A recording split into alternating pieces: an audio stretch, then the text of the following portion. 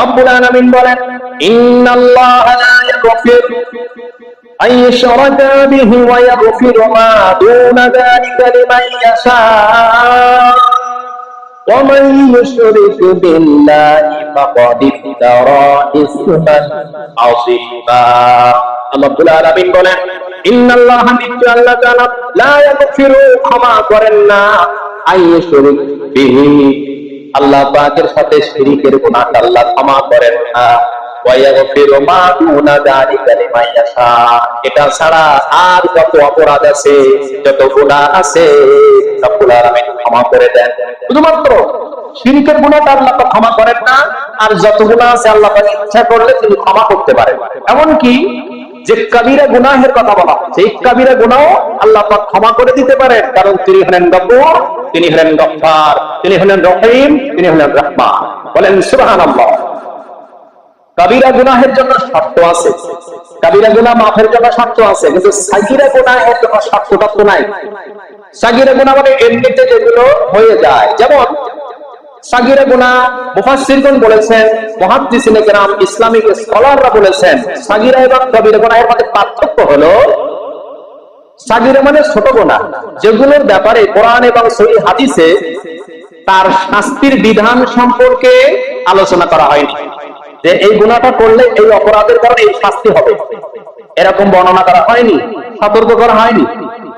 দুনিয়াতে তার আযাব হবে, মৃত্যুর পরে তার শাস্তি হবে, এরকম বিধিবিধান নাই, শাস্তির কোন বিধান নাই যে গুনাহ, ওটা হলো সাগীরা গুনাহ। এগুলো হচ্ছে সাগীরা। এই সাগীরা গুনাহের জন্য গুনাহের কাফারা, এই গুনাহগুলো মাফ হয় কি কারণে? যখন আপনি ওযু করেন, ওযু করার দ্বারা আপনার হাত ধৌত করেন, হাতের সাথে যে পানিগুলো ঝরে পড়ে ওই পানির সাথে গুনাহগুলো ঝরে যায়। সুবহানাল্লাহ। যখন আপনি কুলি করেন, কুলি করে আপনার জিহ্বা থেকে ওই পানির সাথে সাথে জিহ্বাহের ওই গুনাহটাও ঝরে যায়। যখন আপনি নাকে পানি দিয়ে নাক পরিষ্কার করেন, নাকের পানির সাথে সাথে ওই গুনাহগুলো ঝরে যায়। ওযুর চেহারা যখন আপনি পানি দিয়ে ধৌত করেন, আপনার চোখের গুনাহ, কানের গুনাহ, মুখের গুনাহ, চেহারার মধ্যে যে গুনাহ হয়েছিল পানির ঝরার সাথে সাথে গুনাহগুলো ঝরে যায়। সুবহানাল্লাহ। যখন আপনি পা ধৌত করেন, পায়ের ধোয়ার পানির শেষ বিন্দুর সাথে সাথে আপনার সাগীরা গুনাহ ঝরে যায়। হাদিসে এসেছে, কোন ব্যক্তি যখন এক ওয়াক্ত নামাজের পরে পরবর্তী ওয়াক্ত নামাজ আদায় করে, এই এক ওয়াক্ত থেকে দ্বিতীয় ওয়াক্তের মাঝখানের সাগীরা গুনাহগুলো আল্লাহ পাক দ্বিতীয় ওয়াক্তের নামাজ পড়ার দ্বারা মাফ করে দেন। সুবহানাল্লাহ।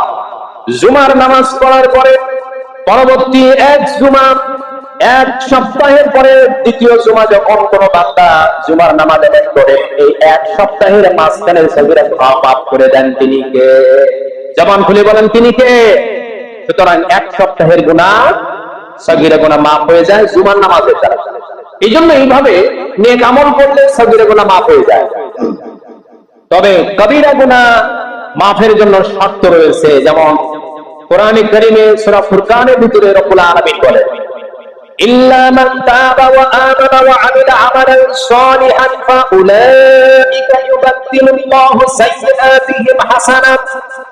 রব্বুল আলামিন বলেন, যখন বান্দা তওবা করে আর আমার দিকে ফিরে আসে, ঈমান আনে আর নেক কাজ করতে থাকে, আমি পেছনের গুনাহগুলো আমি তাকে মাফ করে দেই, আর পিছনের গুনাহগুলো আমি নেকির দ্বারা পরিবর্তন করে দেই। চিৎকার করে সুবহানাল্লাহ।